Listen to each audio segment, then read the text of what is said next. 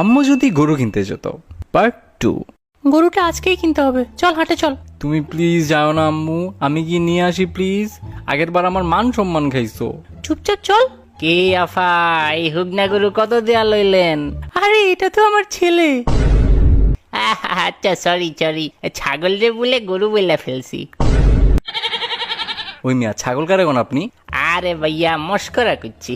আসেন গরু দেখেন, সুডো বড় সব গরু আছে। এই 2 নম্বর গরুটা কেমন? আরে আফার দেখি ভালা চোখ আছে। এই গরুটা আমার ফালা গরু, নাম হইল রূপালী। ষাঁড়ের নাম রূপালী কেন? এটার পেছনেও ইতিহাস আছে, শোনেন।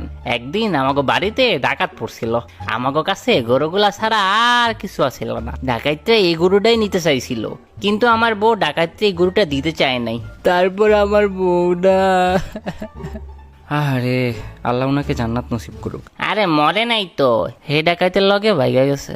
বউয়ের নাম রূপালী ছিল, তাই এই গরুর নাম দিছি। ও গরুর রং হইলো পাতিলের কালি, আবার নাম দিছ রূপালী।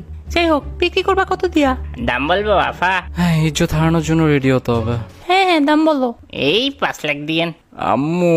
কত? 5 লাখ। আম্মু না। 50,000 দিব। আফা তো ভালোই জোকস করেন ভাইজান, আপনার আম্মা তো মজার মানুষ। আমি এই মহিলাকে চিনি না ভাই, আমি একা হাটে আসছি। 50,000 দিবেন কিনা বলেন? 50,000 তো আফা গরুর রশিও পাইবেন না। আচ্ছা আপনি 6.5 দিয়েন। 52,000 টাকা।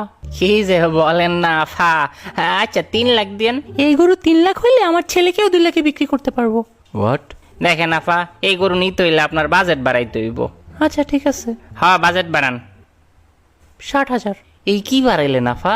আচ্ছা আফা, আপনার আমার 2,80,000। 65,100 টাকা। 2.5 লাখ। 67,000 টাকা। বরাবর 2 লাখ। 69,000। না আফা, সম্ভব না। 70,000। আমি 1.5 লাখের নিচে একটা পয়সাও পারবো না। আপনি এমন করবেন? আপনাদের থেকে আমার 14 গোষ্ঠী গরু কিনতো, আমার বাপ, তার বাপ, সবাই কিনছে আপনাদের থেকে। রাফেজের বাপ আগের বার গরু কিনে সেই গরুর গুতা খেয়ে পঙ্গু হয়ে পড়ে আছে। আজ এর জন্য আমাকে হাটে আসতে হলো, আর আপনি মাত্র কয়েকটা টাকার জন্য একটা লয়াল কাস্টমার হারাবেন? ঠিক আছে ভাই, লাগবে না আপনার গরু। আচ্ছা আপা, আপনি 70,000ই দেন। রাফেজ গরু নিয়ে বাসায় আয়।